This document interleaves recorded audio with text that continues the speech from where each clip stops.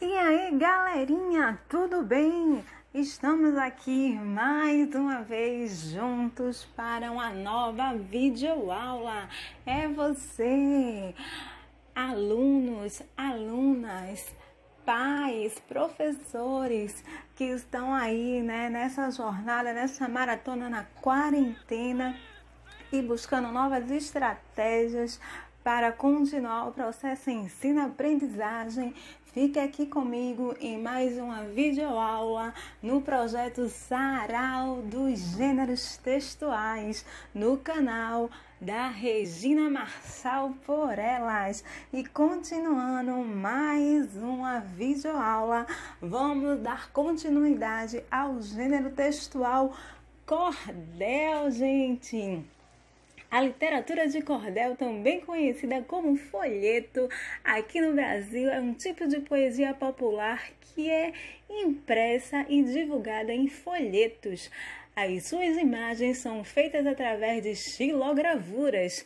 Este é um gênero literário popular que existe em outros países também, mas ele é muito popular aqui no Nordeste do Brasil.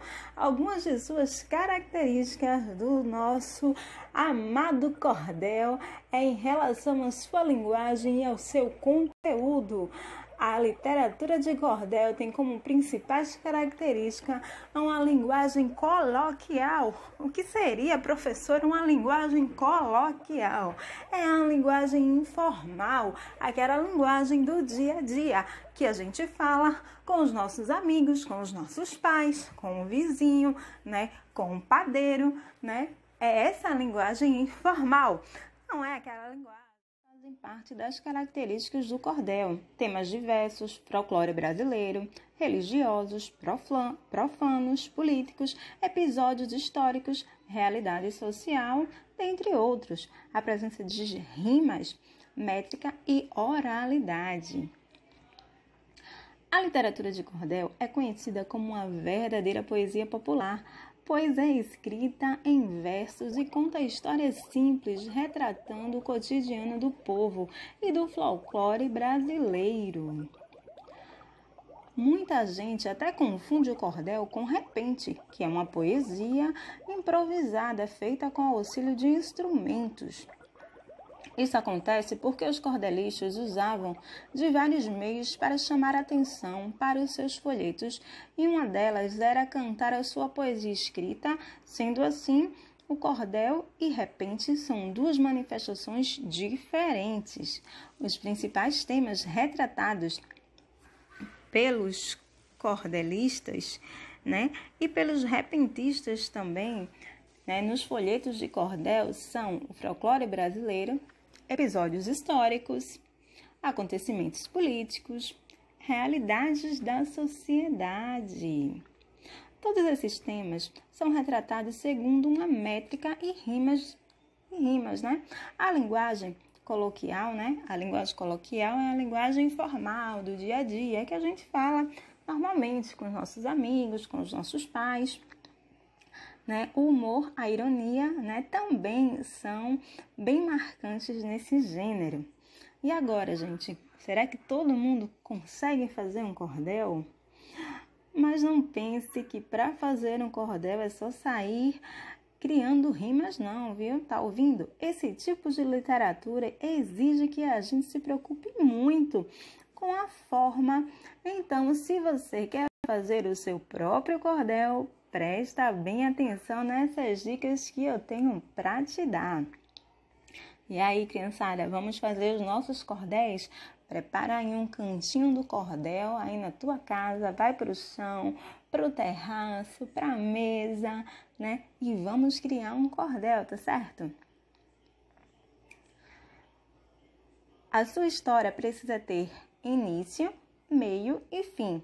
A métrica é muito importante, em todos os versos. Ou seja, o que é a métrica? É a quantidade de estrofes que você vai fazer em cada verso, né? Ou seja, cada verso é cada pedacinho do texto, né? E os estrofes são cada linhas. E esses estrofes, né? Esses versos, eles têm que ter uma rima, tem que rimar um com o outro.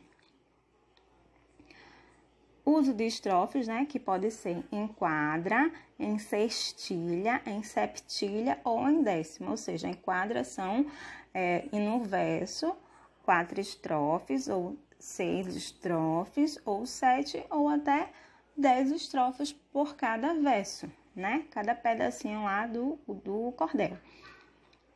O legal é que o cordel possibilita fazer folhetos com diversos temas, sejam eles de temas do cotidiano, romântico ou até mesmo voltado para o público infantil. Cabe a você, né, que vai escrever, que vai ser o autor do cordel, escolher o melhor tema. Então, eu dou a sugestão que você faça um tema falando sobre a sua quarentena, né? Que pode ter vários tipos de tema. Você pode falar sobre você, sobre criar um personagem, né? Como está sendo essa quarentena, quais são os cuidados que vocês estão tendo, né? Para se prevenir do coronavírus, né? Pode fazer um cordel sobre algum tipo de ficção, de um personagem fictício, não precisa ser especificamente sobre a sua vida, mas que retrate um tema que a gente esteja vivendo no cotidiano, né? E atualmente nós estamos vivendo, né, basicamente a população mundial, né, a questão da quarentena, né, o do isolamento social para se prevenir do coronavírus, né? E algo muito marcante dos nossos cordéis são as xilogravuras, que são justamente fazem parte das características do cordel. Temas diversos, folclore brasileiro, religiosos, profanos, políticos, episódios históricos, realidade social, dentre outros. A presença de rimas, métrica e oralidade. A literatura de cordel é conhecida como uma verdadeira poesia. E aí, criançada, agora tá na hora da gente fazer o nosso próprio cordel. Você pensa que é fácil? Não é tão fácil assim, mas se você seguir as regras, você vai conseguir. Então, vamos aprender primeiro a fazer as nossas xilogravuras, que são justamente aquelas imagens, né, que fazem parte aí da parte lúdica do cordel, para que você só em olhar, você queira entrar naquela história e naquela fantasia, né? Geralmente as xilogravuras são feitas, né, em madeira, mas nós vamos fazer de uma forma mais simples, que é como se fosse uma forma de um carimbo, né? O que a gente vai precisar? Pegue aí os materiais, tá? A gente vai precisar de um pratinho de isopor, aquele pratinho quando a gente vai comprar queijo, carne, né? Que vem lá embrulhado algumas dessas comidas, né? Então, quando a mamãe for comprar aí, ó, um pedacinho de queijo, um bolo, né, uma carne, você pega esse pratinho, não joga fora, guarda, mamãe, esse pratinho, se ele tiver sujo, dá pra você lavar, deixa secar, e a gente vai precisar dele, tá? Um palito de churrasco, ou você pode fazer até com lápis mesmo. A gente vai precisar de um pedaço de esponja, né? E um pouquinho de tinta, certo? Tinta guache, pode ser qualquer cor, certo? Então, o que é que a gente vai fazer? A gente vai retirar as bordas da bandeja, depois desenho o que você quiser, né? Com um palito de churrasco ou lápis, você não precisa marcar os traços com cor. O que você precisa fazer é afundar bem um palito ou lápis para fixar o desenho no isopor.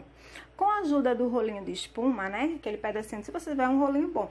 Mas também, se não tiver, pode ser um pedacinho de espuma, aquela espuma aquela esponja, né? De lavar prato, um pedacinho, né? Velha, você pode usar também para espalhar a tinta guache na bandeja.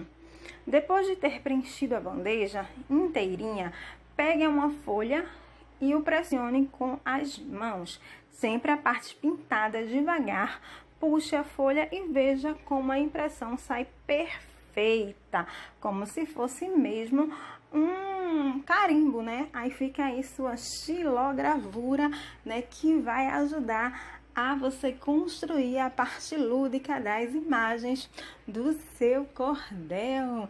E aí, crianças, vocês gostaram da aula de hoje? Então, todo mundo corre, pega o material e vai fazer a sua xilogravura. Começa a pensar no teu tema e começa a escrever, certo? Depois, tira a foto, grava um vídeo e manda pra mim, tá? E se você gostou, escreve nos comentários. Tchau, gente! Fica na paz, fica em casa, se protege, lava as mãos, né? Até a próxima aula. Regina Massal por Elas.